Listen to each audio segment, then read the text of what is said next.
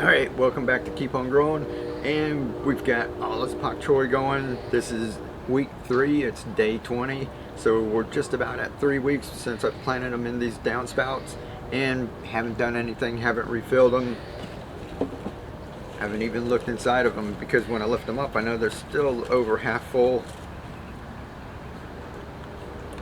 Nice, awesome roots on it. Air roots at the top, these going down, and I see they're just about at half full right now. So this is going to be 3 weeks in, and I'm going to come in and just fill these up. They take about 3 quarts to 1 gallon to fill them up. I'm only going to fill them up about a quart or so. I'm only going to put about a quart of nutrients into each one of these.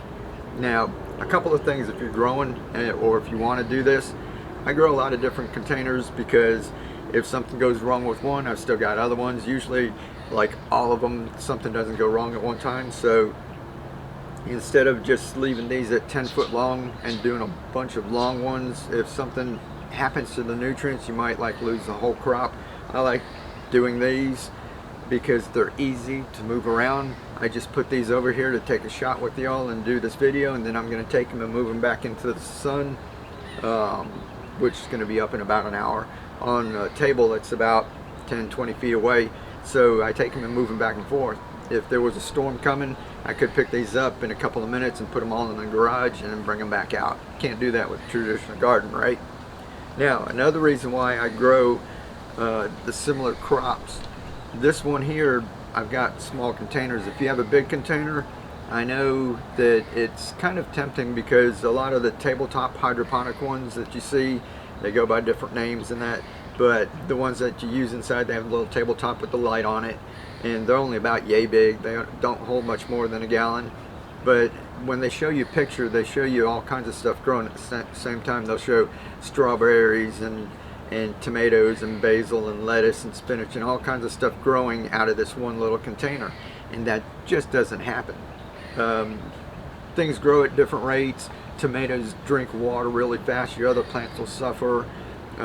Usually if you have one container, what I like to do is just grow one crop in each one.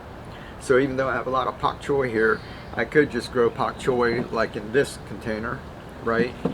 And I could just take this container and grow Swiss chard in there, and I could just grow lettuce in here. So I could have a bunch of different ones sitting up right here. But since we took a little tray of microgreens out of one tray, this is the one we pulled it out of, so something about that big, a takeout container. You can see a couple of the ones that are left over. We pull them out of here, so out of this one tray, we've made all of this pak choi. And this pak choi, and I've got 3 or 4 more containers sitting on that table, and I've got 3 or 4 more downspouts out front. So all of that came out of that one tray. So I think I paid $8.98 for the bag of seeds, and I used only 1 tablespoon out of it. I'm probably going to get 3 or 4 crops out of that one bag. So we're talking about only a couple of bucks for all of the seed to grow all of this. The nutrients, I filled these up the first time, so 12 plus the ones out front, less than 20 gallons. So we're talking about, you know, a couple of bucks for nutrients and your plants, and you're going to be able to grow crops just like this.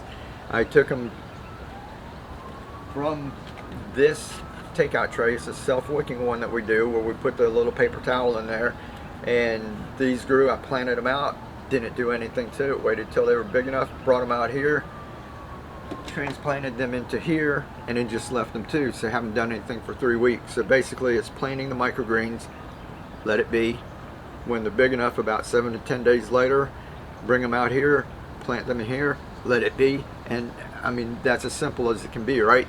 So if you want to grow like this, I got a quick start guide down in the description for beginners. If you have questions about it, this is the basics of 1, 2, 3s and ABCs of hydroponic growing. You don't have to worry about all the fuss with the meters and the filters and pH and all of that. I just plant it out and we grow a load of leafy greens like this almost year round down here. So if you tried traditional gardening and you failed at it, I failed several times. I failed year after year. Or even if you're into traditional gardening and you're a great gardener, but you realize all the work that you have to put into the composting and constant weeding and tilling and watering and just all the stuff that you have to do, and you want an easier method to do, this is easy. This is simple. You set it and forget it.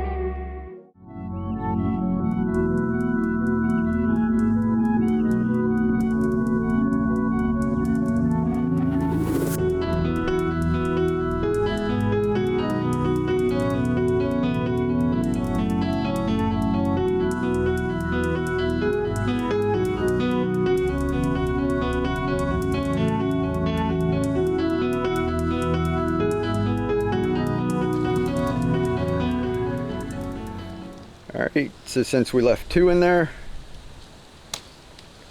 she's going to cut the bigger one off. It's nice. Okay. And we left 1 more in there so he can continue to grow. See, the smaller ones are fighting for light. Let's see, we've still got 1 or 2 small ones. Let me see that one. Whoa. Yeah, let's see that one you just chopped. So that one's pretty decent, 30 days. And you see we left the little smaller one right there.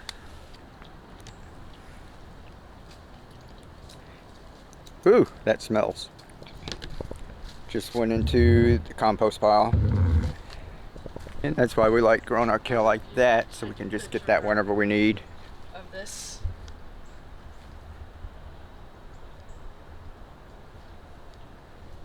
Alright, so she just harvested that from over here. Alright, now Keely's harvested some off of here. Now we've got the smaller ones that we're gonna set back in the sun and allow those to grow. So I want to show you something else about, these smaller containers. I'm going to move these 3 to the table, move those over here, and you're going to see, this just like having little potted plants. Traditional hydroponics, you would set up huge systems with filters and pumps and everything. This type of hydroponics makes it easy.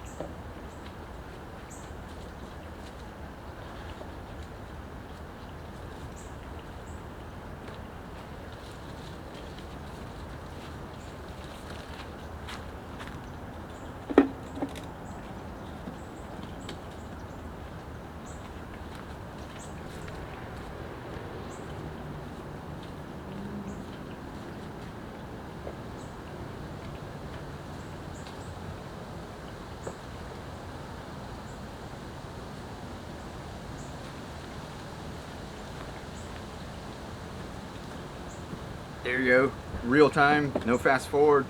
How easy is that? And that's why I love this system so much. It's portable, it's easy to do, and it's economical. What more could you want? So if you're wanting to grow your own salad bar in your backyard and have it there so that it's at your fingertips whenever you want it, and you want to do it in an easy manner so that you're not putting a lot of blood, sweat, tears, and money into your garden, this is made just for you. Alright, you guys get out there. We're on a mission.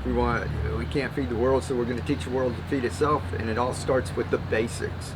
So share this with people that you think might need this. Live to inspire, keep on growing, be the change. We'll catch you next time.